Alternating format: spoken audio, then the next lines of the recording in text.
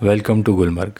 श्रीनगर से तकरीबन 50 kilometre travel करने के बाद हम पहुँचे गुलमर्ग की इस पार्किंग में। इस पार्किंग में ही हमें सबको सबसे पहले आना होता है और यहाँ से फिर हम गंडोला राइड के लिए जाने के लिए हायर कर सकते हैं। या तो शेयरिंग बेस पे ये रिक्शा में जा सकते हैं, या फिर ये जो गाड़ियाँ खड़ी हैं इनमें से हम किसी को हायर कर सकते हैं, या फिर घोड़े पर भी हम जा सकते हैं। वापसी में ये लोग हमें 5-6 स्पॉट्स दिखाते हैं जो यहाँ के मशहूर स्पॉट्स हैं, और उसका चार्ज अलग से लेते हैं। ये है गुलमर्ग के गंडोला की लंबी लंबी लाइनें।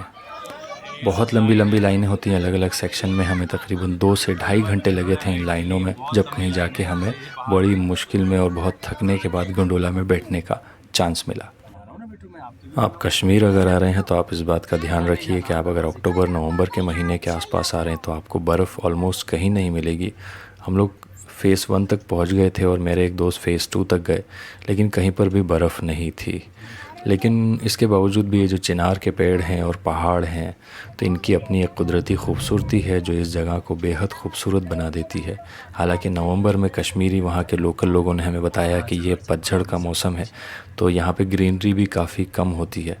लेकिन उसके बावजूद भी हालांकि ये लोग कह रहे थे ये हमारा ड्राइस्ट सीज़न है, लेकिन उसके बावजूद भी यहाँ की जो कुदरती खूबसूरती है वो हम लोगों को दुनिया के किसी भी दूसरे हिस्से से बहुत ज़्यादा अट्रैक्टिव लगी।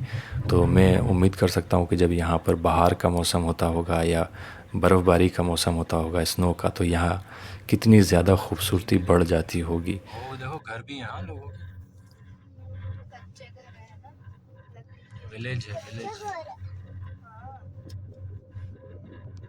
कच्चा घर है, कच्चा घर है, कच्चा घर है,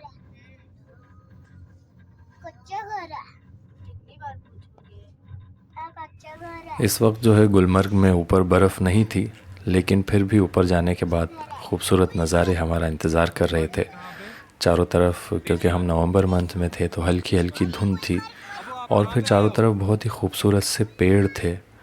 यहाँ जो चिनार के पेड़ कहलाते हैं, काफ़ी फेमस, और इनकी वजह से हर नज़ारा, हर पहाड़ी, हर लैंडस्केप जो है वो खूबसूरत हो जाता है, चाहे यहाँ बर्फ़ हो या ना हो। गुलमर्ग के फ़ेज़ 1 पे आप 100 रुपीज़ के छोटे से चार्ज में पॉनी राइड कर सकते हैं और पहाड़ों पर घोड़े पे घूमने का मज़ा ले सकते हैं।